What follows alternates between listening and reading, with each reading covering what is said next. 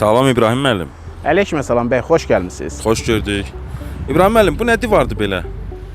Bəy, ilk öncə izah edeyim ki, bir çox adam bunu hasarla səhv salır. Bu istinad divarıdır. Ərazi relyefli olduğu üçün hal-hazırda durduğumuz yerdə ev tikiləcək. Bax, göstərim o bir ev kimi. O bir ev üçün də biz həmçinin istinad divarı çəkmişik.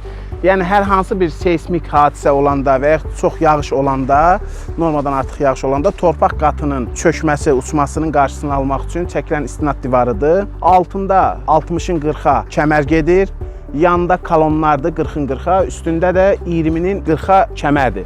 Həmçinin də əlavə olaraq hər kolonun arxası bizim tumba dediyimiz dayaq hörgüləri hörülmüşdür ki, yəni hər hansı bir belə deyək də yüksək təzyiqin, torpaq təzyiqinin qabağını alsın. Ərazidəki relyef fərqində sürüşmənin və s.